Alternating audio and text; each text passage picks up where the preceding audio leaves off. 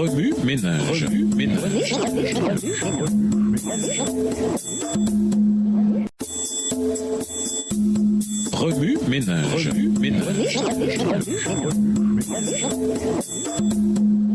Bienvenue à votre émission Remue ménage. Nous voilà à la leçon de dimanche. Un goût de liberté. Né esclave. Lisons Jean 8, verset 34. Jean 8, le verset 34. En vérité, je vous le dis, leur répliqua Jésus, quiconque se livre au péché est esclave du péché. Au fil des siècles, l'histoire nous a révélé une vérité déchirante. Des systèmes et des gouvernements corrompus ont soumis des êtres humains à l'esclavage. Les premières mentions de l'esclavage, le Code d'Hammurabi, remontent aussi loin qu'à l'an 1757 avant Jésus-Christ. Les archives montrent aussi que l'esclavage existait en Grèce au XVIIe siècle avant Jésus-Christ. Les années 1400 après Jésus-Christ ont marqué les débuts de la traite européenne des esclaves et la captivité croissante des esclaves noirs africains. Finalement, l'esclavage s'est répandu en Amérique et dans de nombreuses parties du monde. La liberté, le rêve de toute une vie pour les esclaves, a été conquise à un prix inouï. Sharon Cohn-Wu, vice-présidente d'International Mission Justice, a dit « Dieu désire ardemment qu'on mette un terme à l'esclavage et qu'on libère les captifs. Bien que ne faisant pas physiquement partie des esclaves décrits par l'histoire, nous sommes nés esclaves du péché. La liberté devrait donc constituer notre ultime désir. » Affranchis de l'esclavage. Lisons Matthieu 5, verset 21. Matthieu 5, verset 21. « Vous avez entendu qu'il a été dit aux anciens, tu ne tueras point. Celui qui tuera mérite d'être puni par les juges. » Il y a juste un peu plus de 2000 ans, le Christ a fait un sacrifice qui nous a affranchis à tout jamais de l'esclavage. Avant ce sacrifice, les Juifs se cramponnaient à un système rigide qui, selon eux, leur procurerait le salut. Ils ne comprenaient pas que ces rituels quotidiens n'étaient qu'un moyen de les diriger vers celui qui n'hésiterait pas à payer le prix de leur liberté. Certains pensent qu'à sa mort, le Christ abolit la loi. Rien ne peut être plus loin de la vérité. Au cours de son ministère terrestre, Jésus a promu constamment la loi par ses paroles et ses actes. Matthieu 5, le verset 21, au moyen de la puissance divine lui venant du ciel. Jean 3, le verset 27, Jean 5, les versets 19 et 30 et Jean 8, le verset 28. La mort du Christ sur la croix nous a affranchis à tout jamais de l'esclavage du péché. Malheureusement, beaucoup mènent une vie suggérant le contraire. Lorsque nous choisissons de vivre dans le péché, nous nous gardons nous-mêmes prisonniers. Le don de la grâce que le Christ nous accorde si généreusement ne peut être totalement nôtre que si nous le saisissons. Nous n'avons plus à payer pour nos fautes, car le Christ a épongé toutes nos dettes. Son offre est entièrement gratuite. Une loi gravée dans notre cœur. Lisons Romains 13, verset 10.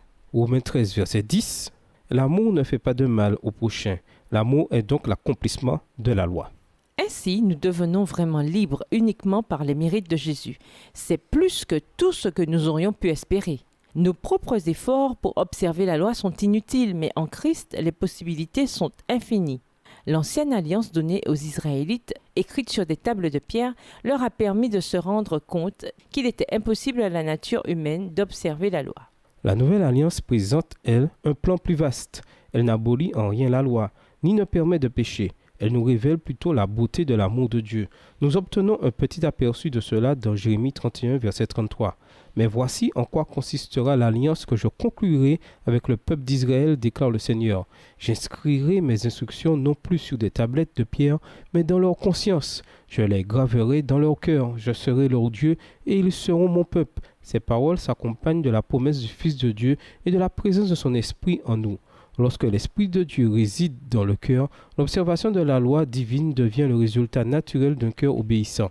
C'est pourquoi l'apôtre Paul mentionne dans Romains 13, verset 10, version Louis II, que l'amour est donc l'accomplissement de la loi, voir aussi Galates 5, verset 14. Ainsi, tandis que nous cherchons à honorer Dieu en obéissant à sa volonté, nous pouvons vraiment avoir la vie.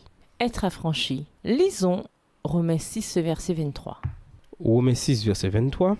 Car le salaire du péché, c'est la mort, mais le don gratuit de Dieu, c'est la vie éternelle en Christ Jésus, notre Seigneur. Ce qui est triste, c'est que beaucoup, aussi longtemps qu'ils continueront à servir le péché, resteront dans leur état d'esclaves. C'était en vérité le problème des pharisiens au jour de Jésus. Dans Jean 8, ils prouvent leur incompréhension. Ils lui répondirent « Nous sommes les descendants d'Abraham et nous n'avons jamais été les esclaves de personne. Comment peux-tu nous dire « Vous deviendrez libres » Jésus leur répondit, « Oui, je vous le déclare, c'est la vérité. Tout homme qui pêche est un esclave du péché. » Jean 8, les versets 33 et 34. Décidément, le péché est un maître bien cruel. Comment nous en affranchir? Jean 8, verset 32 nous dit « Ainsi vous connaîtrez la vérité et la vérité vous rendra libre. » Dieu nous appelle en tant que peuple choisi à vivre comme les enfants de la mère libre et non de la mère esclave. Galates 4, verset 26. Une étude plus approfondie nous révèle que Jésus est le chemin, la vérité et la vie. Jean 14, verset 6. C'est à cette vérité qu'il se réfère lorsqu'il parle de liberté. Le fait de nous voir nous-mêmes à la lumière du Christ nous aidera à discerner notre problème du péché et à aspirer à nous en affranchir. Dans Jean 8, le verset 36, le Christ nous dit « Si le Fils vous libère, vous serez alors vraiment libre. » Dès que nous permettons au Christ d'entrer dans notre vie, nous ne sommes plus esclaves du péché, de ce maître vindicatif.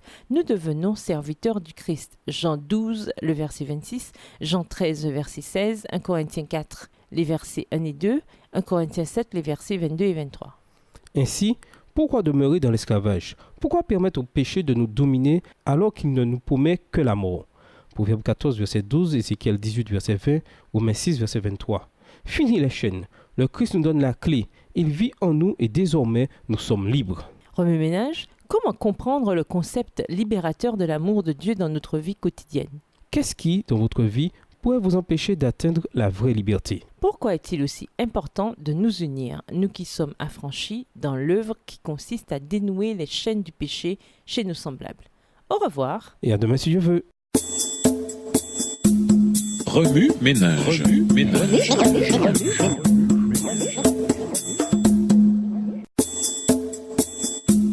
Remue ménage. Remue ménage.